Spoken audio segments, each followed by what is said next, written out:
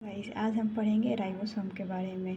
Ribosome के बारे में पढ़ेंगे, लाइसोसोम के बारे में पढ़ेंगे और न्यूक्लियस के बारे में पढ़ेंगे।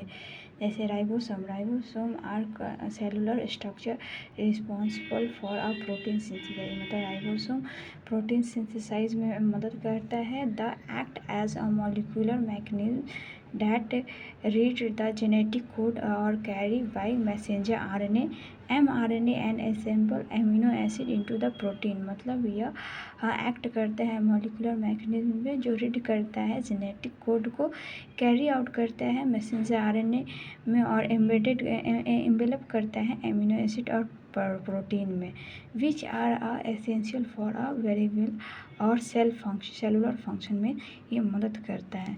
दूसरा है लाइसोसोम। लाइसोसोम को आत्महत्या की विथैली कहते हैं। Lysosome are a membrane bounded organelles होते हैं। यह मेम्ब्रेन बाउंड ऑर्गेनेज होते हैं।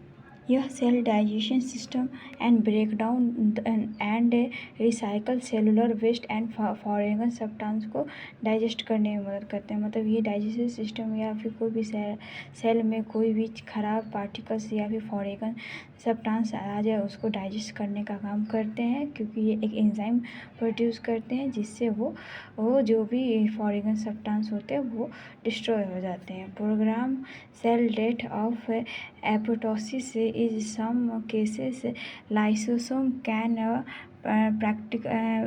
participate in programmed cell death, also known as apoptosis. When a cell is damaged beyond repair, lysosome can release the enzyme leading to the cell self destroy। मतलब इसका कहना है कि अगर प्रोग्राम सेल डेथ का हो, जो एपोप्टोसिस कहते हैं, अगर मतलब कि सेल डैमेज हो गया हो और उसको रिपेयर करने पे भी वो ठीक तरीके से नहीं होता है तो लाइसोसोम कैन रिलीज एंजाइम, मतलब वो एक तरह से रिलीज एंजाइम करता है जो सेल को पाचन करने, मतलब उसी सेल को वो पाचन कर जाता है अगर वो सेल सही नहीं हो पाता है तो।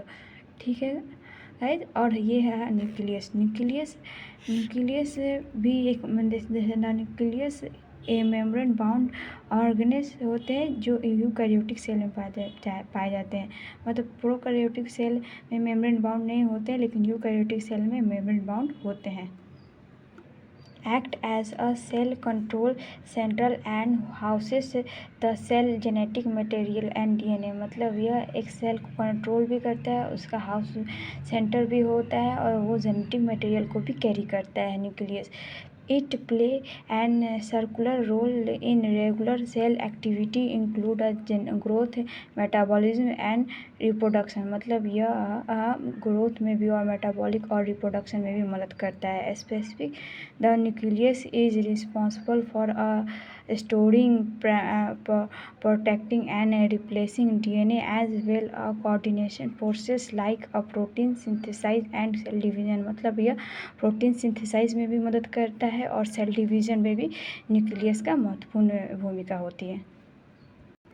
ये है smooth endoplasmic reticulum. The smooth endoplasmic reticulum play circular role in lipid and steroid hormone synthesize, carbohydrate metabolism,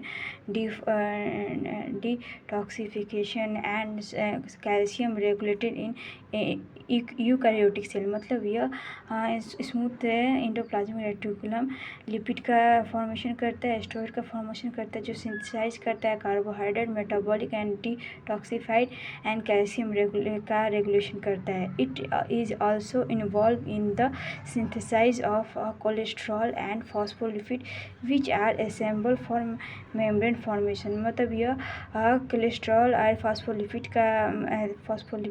का सिंथेसाइज करता है जो असेंबल करता है मेम्ब्रेन फॉर्मेशन में। ये है rough endoplasmic reticulum. Rough endoplasmic reticulum को रफ इसलिए कहते हैं क्योंकि इस पे राइबोसोम प्रेजेंट होता है। The root endoplasmic reticulum is primary responsible for protein synthesis and post translation modification. It acts as a manufacturing and packaging sites of protein, and distinct for a the cell membrane, lysosome or secretion ribosome on the RER surface translate mRNA into the protein. Ribosome attach to the RER synthesize protein by translating mRNA into the protein lytic chain। मतलब यह ribosome का ribosome attach होता है जिसके कारण इसको rough endoplasmic reticulum कहते हैं। यह पैकेजिंग का भी काम करता है और यह mRNA को इन टू प्रोटीन मतलब यह ट्रांसलेशन करता है mRNA को प्रोटीन में। ये है Golgi body. Golgi body is also known as a Golgi operators और गोल्जी कॉम्प्लेक्स। मतलब ये गोल्जी बॉडी को हम गोल्जी ऑपरेटर्स भी कहते हैं, गोल्जी कॉम्प्लेक्स भी कहते हैं। Is a key cellular organelles responsible for a processing, packaging and transporting protein and within the cell and to location outside the cell. मतलब यह पैकेजिंग का काम करते हैं, जो प्रोटीन का होता है वो प्रोटीन का पैकेजिंग करते हैं और सारे सेल के वो जगह पे भेजते हैं जिस जगह पे उसकी ज़रूरत होती है। द